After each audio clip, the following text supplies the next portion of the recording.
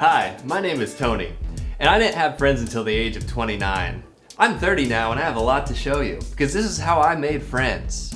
A lot of times when you look up how to make cocktails, they assume you know things. I assume you have no friends and no prior knowledge of cocktails. We'll start with the basics and build you up. This is the show that's made by amateurs for amateurs.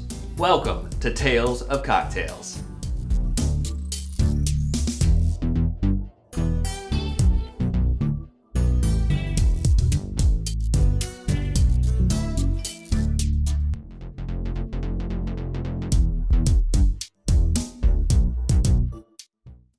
Here we're going to tell you how to make a Negroni today, one of the most classic cocktails that's out there, and it's one of my personal favorites because of the simplicity. So let me tell you why. It's equal parts of all the ingredients. You have 1 ounce of gin, 1 ounce of Campari, which is give or take the signature flavor here, and then 1 ounce of sweet vermouth. So you can have all these ingredients on hand.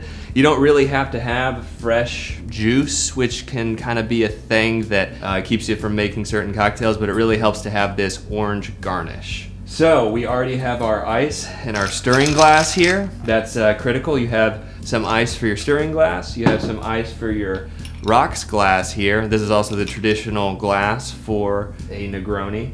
And then we have our other tools here. So we're just gonna get right to it. We have a jigger.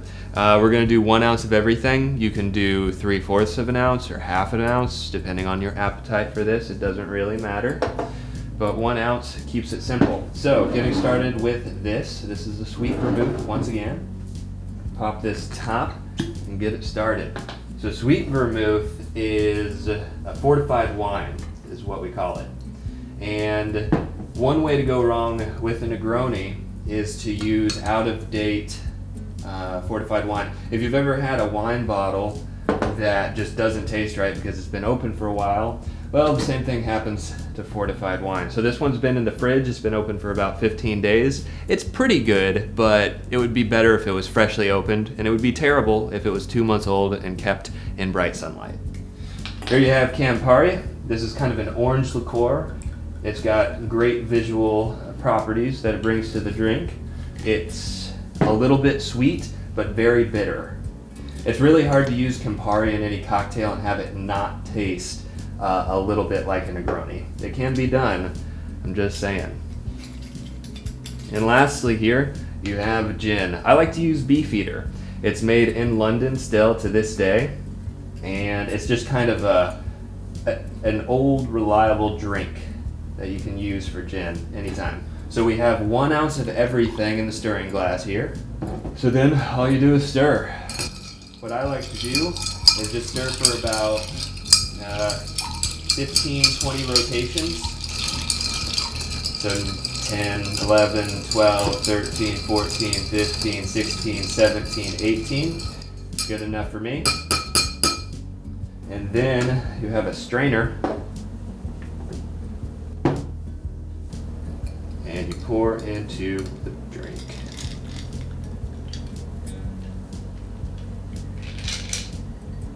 So there you go. You have most of a Negroni right there. The piece that I like to add, well, it's traditional to have an orange garnish here.